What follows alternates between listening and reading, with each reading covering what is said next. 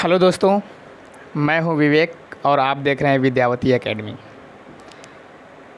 Vidyavati academy पर जो हम लोगों का टीए का सीरीज चल रहा है एग्रीकल्चर टेक्निकल असिस्टेंट का, उसमें जो टीए का सिलेबस है उसमें इंडियन जियोग्राफी, इंडियन हिस्ट्री भी मेंशन्ड है।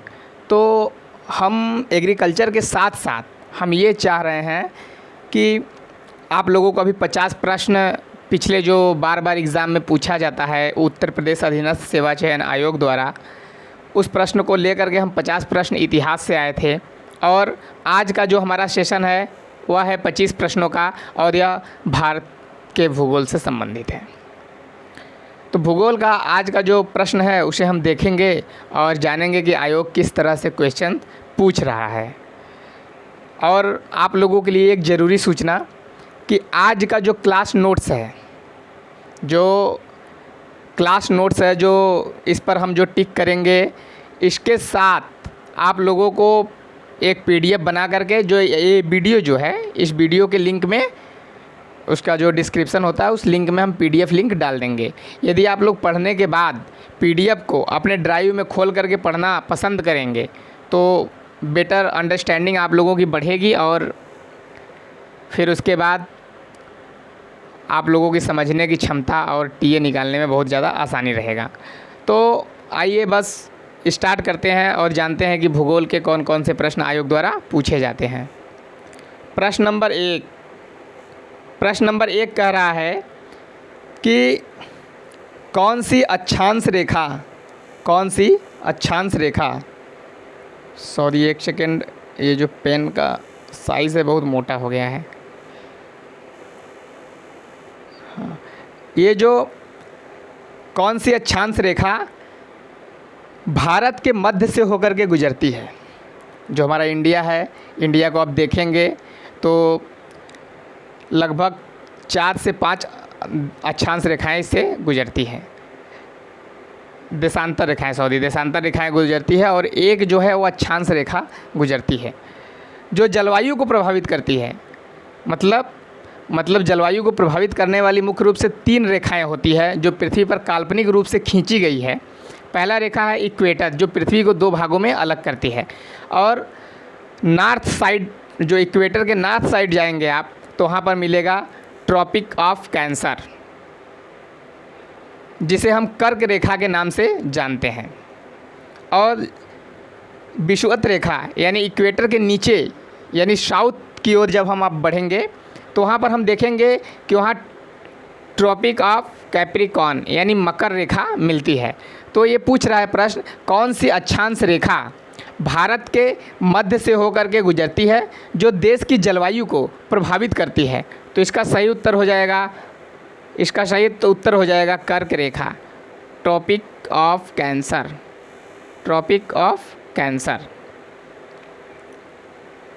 और इसका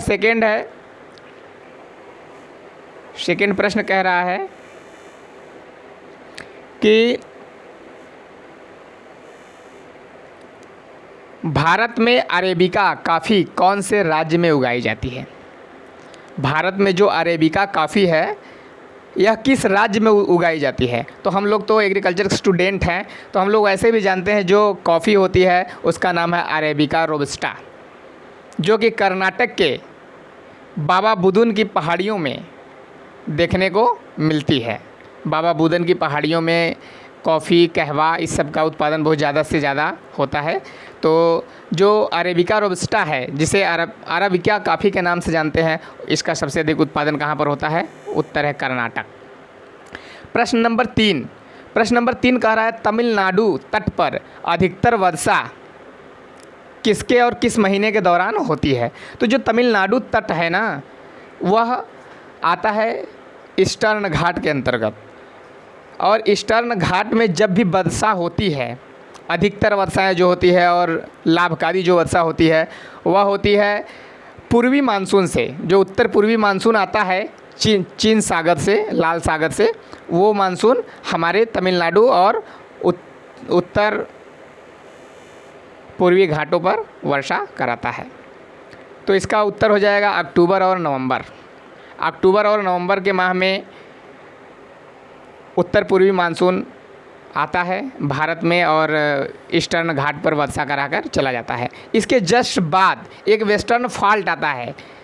जो मेरा मौसम का वीडियो है उसमें मैंने पूरा डिस्क्रिप्शन डिटेल बताया है, तो इस वीडियो की डिस्क्रिप्शन में मैं मौसम वाले वीडियो का भी लिंक डाल दूँगा, आप लोग देख सकते हैं। नेक्स्ट क्वेश्चन है, बहते जल को रोकने, दिशा देने या बहाव कम करने के लिए खड़ी की गई बाधा है जो आमतौर पर जलाशय, झील अथवा जल भरण बनाती है। तो किसी भी बहते हुए जल को रोकने के लिए हम डैम का इस्तेमाल करते हैं।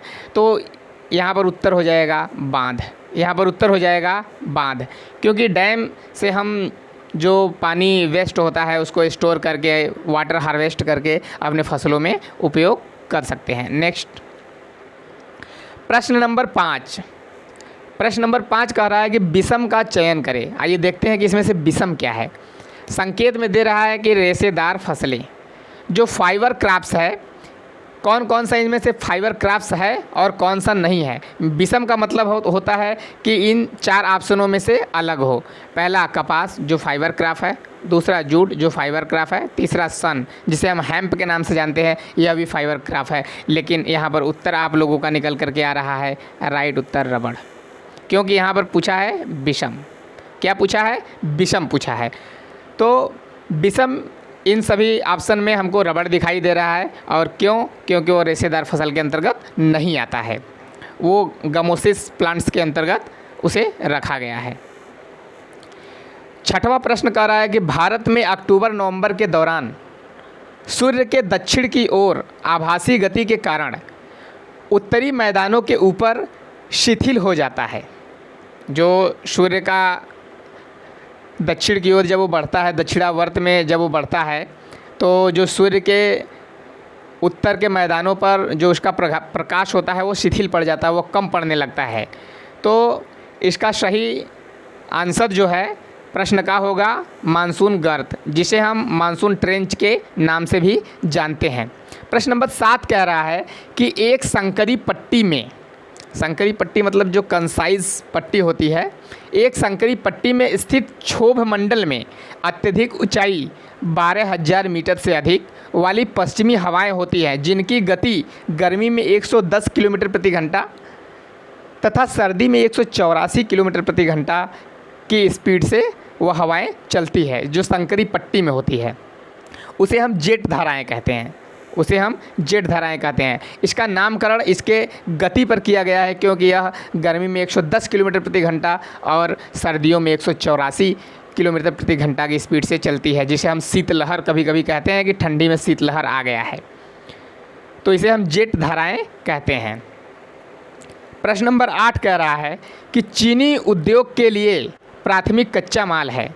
ये तो एकदम हलवा सा क्वेश्चन है, ये सब लोग बता देंगे। इसका आप लोग जानते होंगे कि जो चीनी उद्योग या फिर चीनी मिल्स में कच्चे माल का प्रयोग किया जाता है उसे सब लोग शुगर केन या गन्ना के नाम से जानते हैं। ये तो एकदम हलवा जैसा क्वेश्चन है। आगे देखते हैं। प्रश्न नंबर 9 कह रहा है कौन सा जलमार्ग अटलांटिक महासागर को प्रशांत महासागर से जोड़ता है।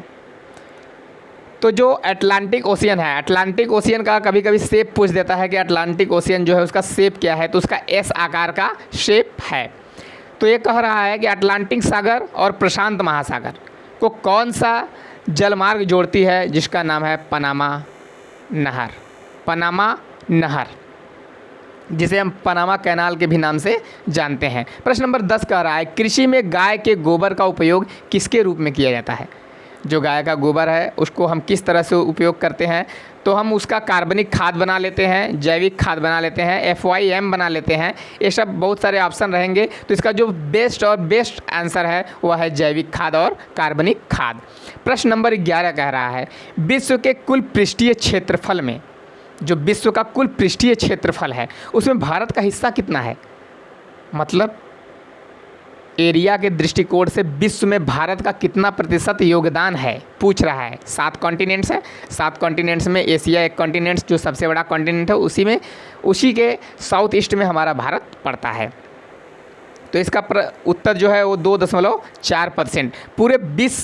पूरे विश्व के भौगोलिक भूभाग का 2.4% भाग जो है वो हमारा भारत यानी इंडिया वो कवर करता है। प्रश्न नंबर 12 को देख लेते हैं। प्रश्न नंबर 12 कह रहा है कि भारत में कौन सा गैर पारंपरिक ऊर्जा स्रोत उपलब्ध है। गैर पारंपरिक ऊर्जा स्रोत उपलब्ध है मतलब कि वह परंपरागत ख़त्म होने वाली चीज़ें नहीं है। एग्जाम्पल ज्वारी, पवन और सौर ऊर्जा।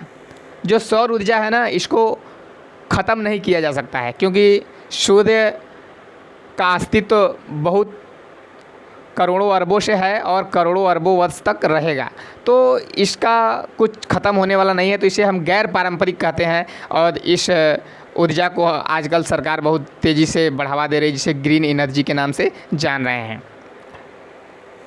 नेक्स्ट है प्रश्न नंबर 13। प्रश्न नंबर 13 कह रहा है कि ग्रीष्म ऋतु स्थानीय तूफानों का मौसम होता है। जो गर्मी आती है वो स्थान मतलब जैसे कि आप लोग के क्षेत्र में आंधी तूफान बवंडर वगैरह चलते हैं, तो यही प्रश्न कह रहा है कि ग्रीष्म ऋतु स्थानीय तूफानों का मौसम होता है जिसमें तीव्र हवा के साथ गरज वाली मूसलाधार वर्षा भी होती है। कभी कभी ये देखने को मिलता है। अभी कुछ दिन पहले बर्फ़बारी भी हो रहा था उत्तर प्रदेश के पूर्वांचल और ये बुंदेलखंड का जो क्षेत्र है उसमें यह देखने को मिला था। गरज वाली मूसलाधार वर्षा भी होती है, इसके साथ प्रायः हिमवृष्टि भी होती है। जैसा कि मैंने अभी बताया कि हिमवृष्टि हुई थी। पश्चिम बंगाल में इन तूफानों को किस नाम से जाना जाता है। अभी हमारे यहाँ तो लू के नाम से जानते हैं या फिर कहते हैं कि बेमौसम बरसात भी लोग कहते हैं, लेकिन पूछ रहा है कि पश्चिम बंगाल में इस मानसून को या तूफान को किस नाम से जाना जाता है, तो उत्तर होगा काल बैसाखी। उत्तर होगा मित्रों काल बैसाखी। काल बैसाखी को ये जो स्थानीय गरज और मूसलाधार वर्षा के साथ साथ जो हिमवृष्टि होती है इसको काल बैसाखी के नाम से जानते हैं। बैसाखी इसलिए कहते हैं क्योंकि चैत्र जो होता है हिंदू धर्मशास्त्र का पहला महीना माना जाता है फागुन के बाद, तो चैत्र के बाद बैसाख में यह वर्षा अधिकतर देखने को मिलता है, ऐसा कंडीशन देखने को मिलता है। प्रश्न नंबर 14 कह रहा है कि ऊपर से मृदा की तीसरी परत की पहचान कीजिए। जो ऊपर का संस्तर होता है मृदाओं का, उसके तीसरी परत को हम क्या कहते हैं, तो उसे कहते हैं आधा स्तरीय अपक्षयित आधारीय चट्टानें।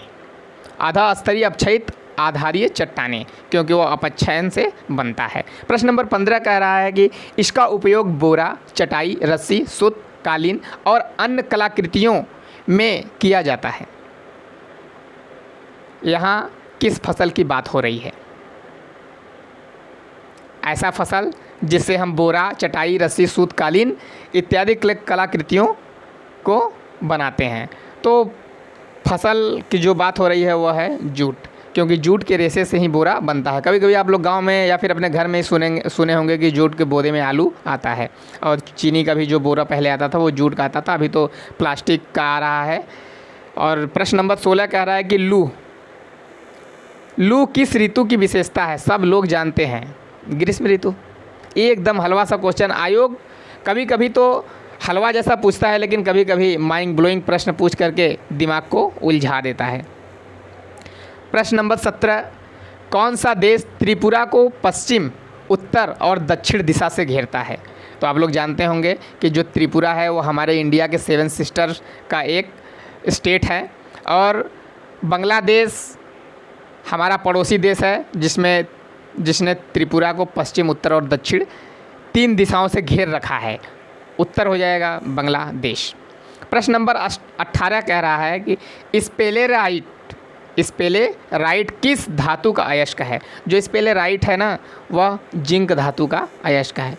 अयस्क कभी कभी पूछ देता है डोलोमाइट, मोंटमोदिलोनाइट। तो इस सब जो अयस्क है ना, इसको आप लोग एक चार्ट बना करके उसको लिख लीजिएगा कि जो डोलोमाइट है, मोंटमोरिलोनाइट है, स्पेलेराइट है। तो ये सब पूरा आप लोग अपने हिसाब से एक चार्ट बना लीजिएगा। यदि नहीं बना पाइएगा तो कमेंट कर दीजिएगा, हम उसको एक छोटे वीडियो में कंसाइज करके आप लोगों के सामने प्रस्तुत कर देंगे। प्रश्न नंबर 19 कह रहा है कि कौन सा तिलहन रबी फसल और खरीफ फसल दोनों मतलब ऋतुओं में, या यहाँ रूप लिखा है दोनों ऋतुओं में उगाया जाता है।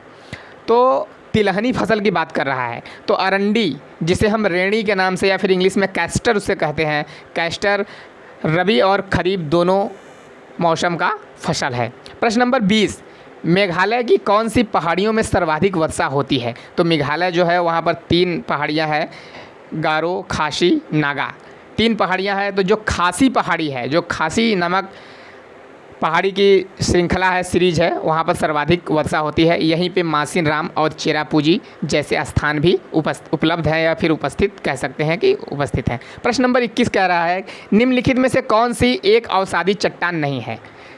जो अवसादी चट्टान है, इसमें 4 ऑप्शन दिया हुआ है। पहला बलुआ पत्थर, आप सभी लोग जानते हैं कि अवसादी चट्टान है, अवसादों द्वारा यह बनता है। मृत्तिका, जिसे हम इंग्लिश में क्ले कहते हैं, इसका भी अवसादों द्वारा ही निर्माण होता है। और सैल तो स्केल्स जिसे हम कहते हैं, उसका भी निर्माण अवसादी चट्टानों द्वारा होता है। लेकिन जो ये ग्रेनाइट है, यह कोयले का एक अपर रूप है, यह अवसादी चट्टान के अंतर्गत नहीं आता है।